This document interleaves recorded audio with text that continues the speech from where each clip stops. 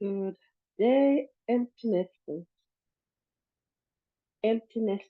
families, and friends. I'm quite sure at some point in your life you've encountered or have met or have related with somebody experiencing the empty nest syndrome. Now, I experienced it, and initially I didn't realize I was experiencing it. I didn't actually quite understand it in its fullest context. So I thought what I was going through was something else and not empty nesting. But as I started exploring solutions to what I was experiencing, I was rudely awakened to the fact that it was actually empty nest syndrome that I was going through. As you all know, I love finding solutions to problems. And the few notifications, the few videos that I've done introducing the empty nesters creed, I have talked about changing mindsets, about how we see and respond to empty nesting. The main thing being that empty nesting doesn't have to be something negative, or at least not all the time. Today, though, I'm here to talk about one of the signs and or should we say, one of the ripple effects of empty nesting if it's not handled correctly, if it's not viewed from a positive mindset. And this, I would say, is the biggest problem that can arise from emptiness, and that's loneliness. I'm going through what is called a recovery pathway, and this is a course that I'm doing that is being offered by an organization or a college called Recovery College. And I promised a couple of weeks ago when I started doing the three courses that they are offering at the moment to help people recover from the challenges that they're facing from an alternative remedy perspective. By that I mean whenever you experience or face challenges that impact or affect your health, your first port of call is almost always the medical route.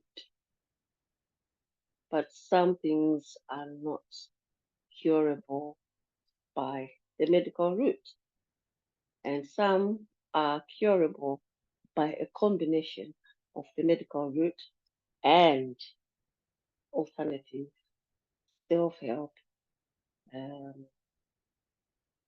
intentional activities that you do to help relieve the symptoms or eradicate them altogether. I call that social prescribing. So I'm going through the medical route, and I've also recently reached out to try social prescribing to either help with my health challenges, to cure or end my health challenges, or to facilitate the medical pathway in my recovery journey. And the recovery college was suggested to me. I'm so glad that it was because I'm learning a lot and I'm inspired to share this with all the other empty nesters. And again, can I say, a lot of what I'm learning is helping me with my empty nesting journey, but I'm learning that it also helps a whole lot of other circumstances and situations. And so I'm inviting anyone who may be impacted or affected, or anyone who knows someone who may be impacted or affected by the different subjects that we are covering. And today it's about loneliness. There are several definitions of what loneliness is, but the one that we picked, that we found to be most relevant or most meaningful to us as a class, was the one by Mind, an organization called Mind. And I'm going to read it out. So if I'm looking down, don't mind. I'm just reading what's on the notes that I've been taking. So Mind says loneliness is the feeling we get when our need for rewarding social contact and relationships is not met. I'll read that again. The feeling we get when our need for rewarding social contact and relationships is not met. So whenever you have a social contact, whenever you connect with people, you have a certain expectation of outcome. And if that is not met, and especially if that happens several times, or if it happens on an ongoing basis, then you start to feel lonely. A few reflections, personal reflections on loneliness to get you started. I asked myself this question: what am I hoping to benefit by following this training? And this is what I wrote. I'm hoping to understand more about loneliness so that I can probably identify why I feel lonely while I'm surrounded by many people, and also understand why people don't seem to get it. I'm also hoping to possibly meet new people and make new connections, which has already started to happen in a very positive way. You could say the course has become kind of a conversation starter with new people, new acquaintances. And the last was that I possibly uh, hope to be helped while helping others too by sharing what I learned. As they say, sharing is caring. And I'm actually here making this video to share with you so that the positive outcomes that I'm experiencing are not left just for me, because I think a lot of us need to feel better than we are feeling, or to feel the very best possible. Now, it's important for us to understand that there is actually a difference between being lonely and being alone. I'm one of those people who actually used to use these words while trying to mean the same thing, not totally being conscious that there is actually a difference. So I'll try and explain it, and then I'll show you a picture that might add clarity. Being lonely, as we have described, is negative. You are not getting the outcomes that you wish for, you hope for, or you are looking for in connecting with people. It then makes you feel negative. And some of the negative feelings that you might have are sadness, being excluded, isolated, regret, to name a few. But being alone, on the other hand, just means you are on your own. And that doesn't always equate to being a bad thing. Sometimes you're actually happy in your own skin on your own. And with a lot of people, there are certain things that you like to do on your own without an audience or without a team player.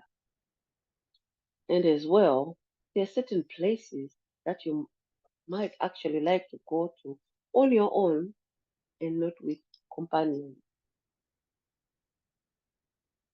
I hope you can see this picture. So I'm gonna share the picture and you can literally see the difference. Unfortunately, showing picture is proving impossible because I want to show our logo there, our team animal there, which is the phoenix bird. So I can't actually show pictures, but typical examples would be sometimes you like to go to the beach by yourself and enjoy the sea sound and enjoy the feel of the water on your skin or enjoy the sand under your feet or enjoy watching other people from a distance do whatever they do at the beach. Or sometimes you might like to go for a walk in the woods by yourself, maybe with your camera and your thoughts. And some people like to just sit in a room by themselves for a while to reflect, to introspect, or if they have a hobby that they can only do by themselves or that they like to do by themselves, such as poetry writing, as I do, um, then they're not really lonely. They may be alone, but they're not feeling bad about it. So now that we have that clarity on the difference between being alone and being lonely, I will continue because I did not want people to start feeling that just because they are living on their own or they are on their own at present, it means they should be feeling lonely. It means it's negative, not necessarily. In fact, I would encourage people to try and learn to be comfortable in their own space, in their own skin, and having time to themselves because it gives you that uninterrupted space to explore yourself, to learn about yourself, to introspect, as I said earlier.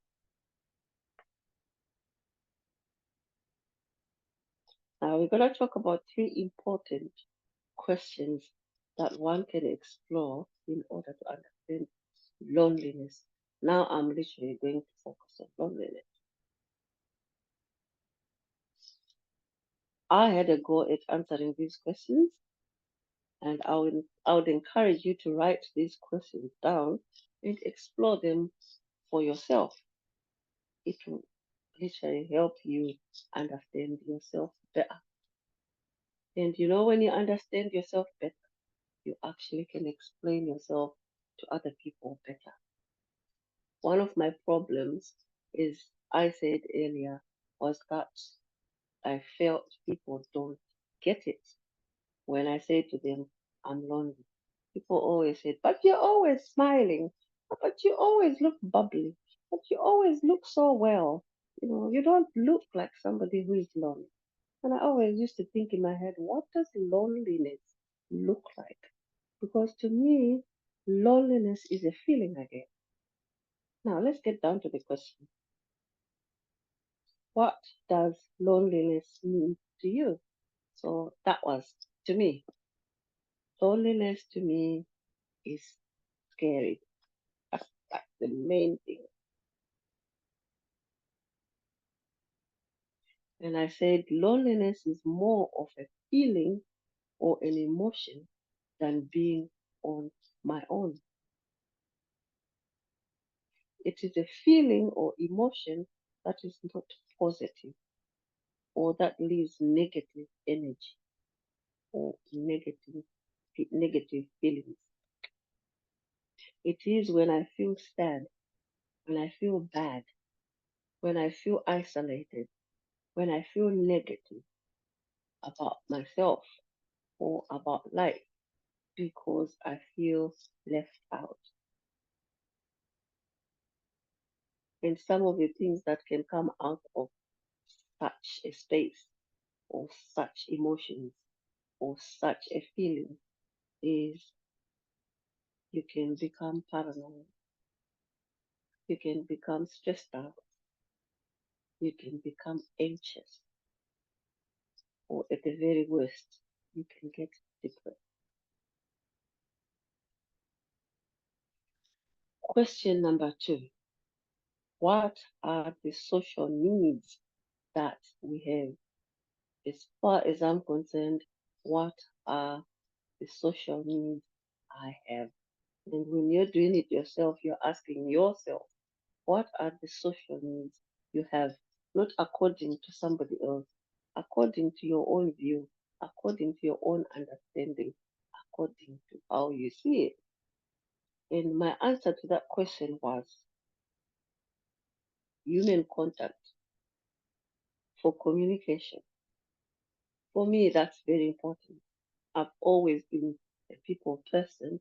I've always enjoyed communicating with people. I've always enjoyed being around people. So human contact for communication, for help or for support, or human contact for an opportunity to help or support other people. That's it.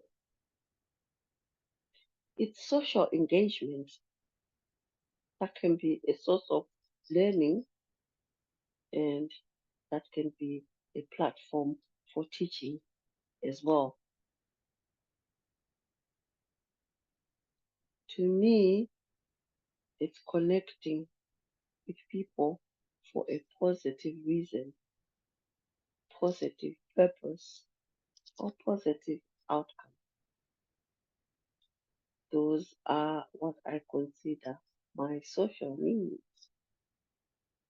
But also, it's being able to have that time out sometimes when I can just be by myself, contemplate, reflect, introspect, and get to know myself better.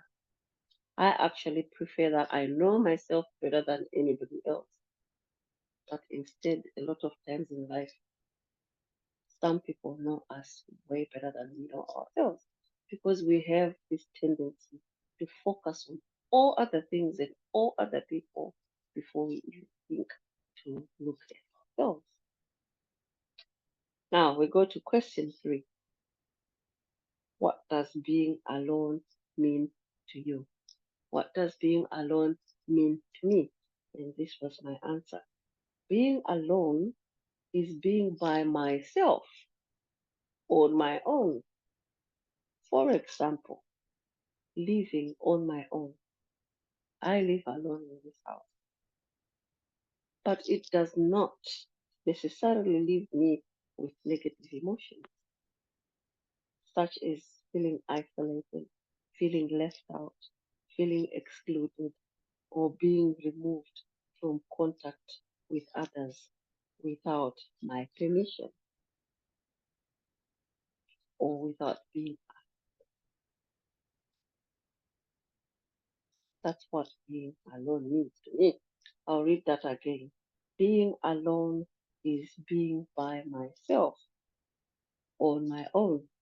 For example, living alone, but it does not necessarily leave me with negative emotions, such as feeling isolated, feeling left out, feeling excluded, or being removed from contact with others without my permission or without being asked. Some will say it without being consulted. I hope these three questions have already started you reflecting on where you're at, if you've been feeling lonely, or if you've been wondering if you are lonely or just alone.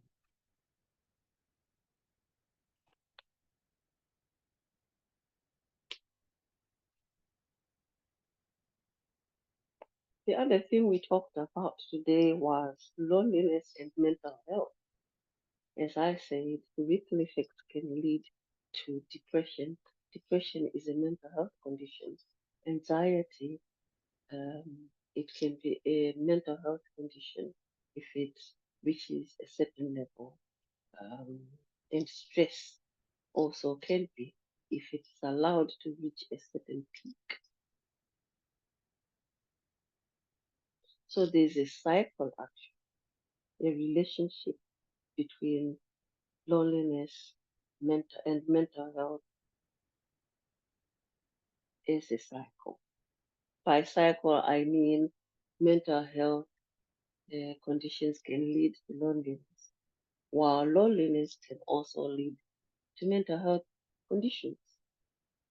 So I'll read the notes just so you get clarity. The cycle of mental health and loneliness. Loneliness in itself is not a mental health problem, but the two are closely linked or connected.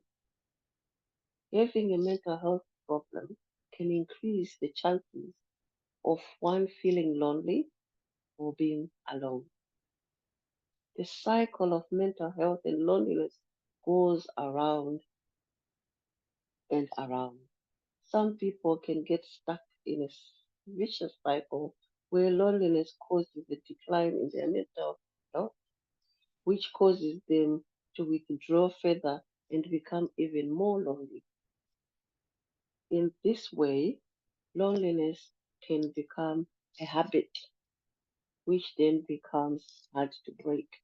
As we all know, habits are easy to start, and a lot of times they sneak on you unawares, but then they are very difficult to get rid of. So I would say with this learning, watch yourself so that you don't slip into negative habits that would then become a battle to come out of. People often think loneliness is being a physical problem. Yes, it may be, but it is a normal human emotion. However, it can have an effect on your physical health and general well being. It can be a taboo topic that people don't often talk about. And some people actually never talk about it, even though they experience it, because it's been given that taboo label, right? So,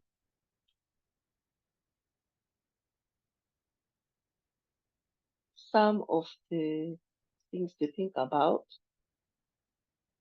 or some of the ripple effects of loneliness,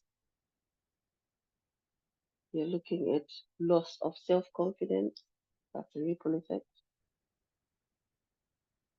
feeling isolated, that's a ripple effect, having negative thoughts, that's a ripple effect of loneliness, having mood swings, loss of motivation,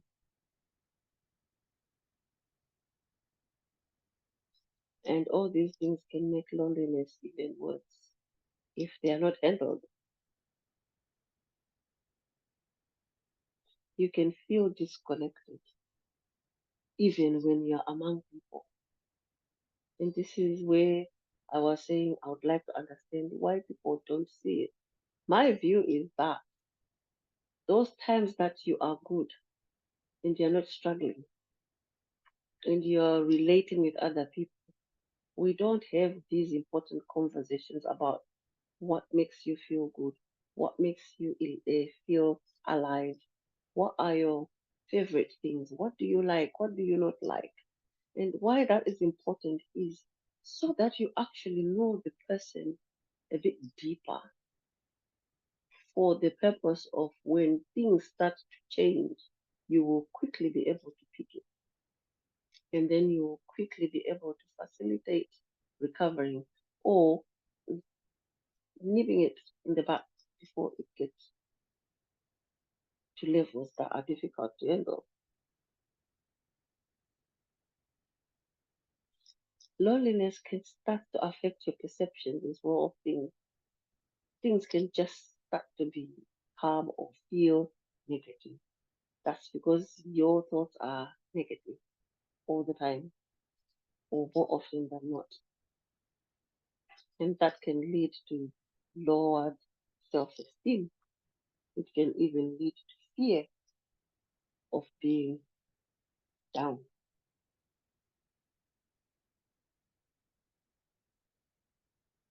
And when people are afraid of being noted to be feeling down, what do?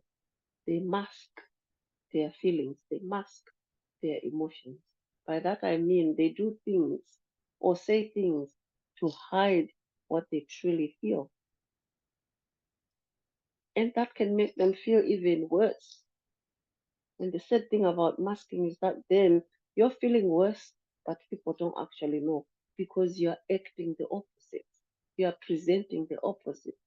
You are using different things to hide that you are feeling bad and that feeling is getting worse. And what does that do for you? Nothing, because then you don't get the help that you need. And this can be exhausting. Feeling such negative feelings on your own can be draining and exhausting.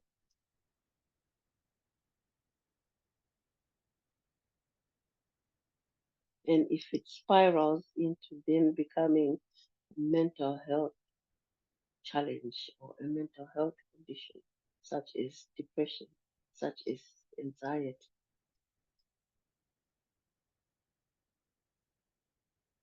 your capacity for social interactions can dwindle rock bottom. I don't wish that on anyone because I've experienced it, right? A lot of times when you are going through these loneliness phases, a lot of times when you're feeling negative because you're feeling lonely, you can start to feel like you have no connections whatsoever. You can literally start to feel like there's no one out there and there's nothing out there that can help that can help you. I want to leave you today with this. Get a piece of paper and reflect on, or should I say, explore the connections that you have in your life, the connections that you have in your household or in your neighborhood, or shall I say, the connections that you have in your community. I started to list down mine, and you can actually put subheadings on them so that you can understand them better. And one of the groups that I listed was family. And in this country, I said I have a son, I have an auntie, I have a cousin, and a couple of nieces and nephews. And a meaningful object for me, and my the most meaningful object that I have is my car because I have mobility issues. My car makes it possible for me to be able to do a lot of things that I would otherwise not be able to do because I can't walk far, I can't walk for long, so I'm not housebound because the car that I have helps me to go to the shops for myself, helps me to go to visit the family connections I mentioned.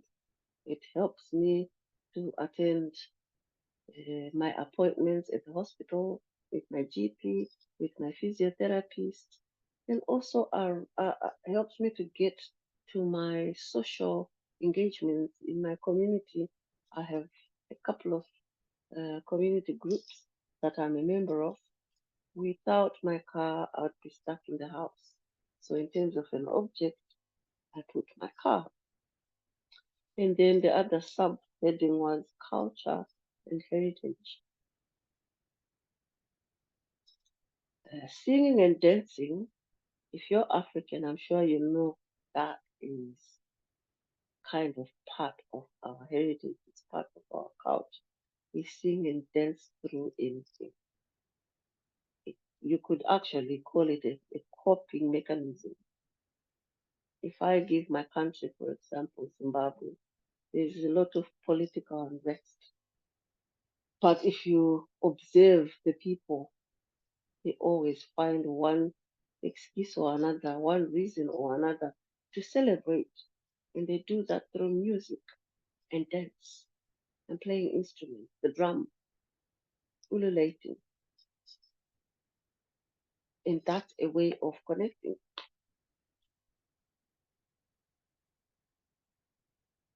Hobbies. I put crafting, photography, poetry writing, general creative writing, and sightseeing, which is why I value my car. And then groups and clubs, migrant voices, the economy, health champions in my local area, women of Wolverhampton, and the empty nesters creed, and then neighbors. I don't really know my neighbors, to be honest, but we are civil with each other. We greet each other when we see each other. And if a need arose, we are there for each other, which is good, even though we don't actually know each other that well. Friends, oh, I could have put names down, but there's just too many to mention. And pets, I would have loved to have one, but I'm not allowed to have a pet in the place where I live, exactly. Which is why I go for walks um, in the countryside, because some of the creatures, some of the animals that I see there become kind of an alternative to that. I'm always looking for alternatives. If I can't have something, what's the alternative? That's me. Favorite sports? Swimming. It's the only sport I can do actually. Swimming. And for me, it's a way of connecting with people as well. Because you never go to a leisure center to swim and be by yourself. It's very rare. It does happen, but it's very rare.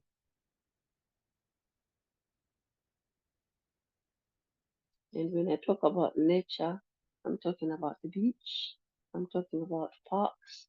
I'm talking about recreational places, the zoo, national parks, like the West Midlands um, national parks and stuff like that. And spirituality is actually another point of connection for me as a Christian. I connect with a lot of people through my church activities. And we also travel to different places. We have retreats, we have conferences that we do in different parts of the country. And so it becomes a combination of practicing my spirituality while also connecting with people and having recreational activities while we are at it. I think for today, that's as far as I'm gonna go with this loneliness training. That's what we covered today. On Friday, I will share what we cover on Friday.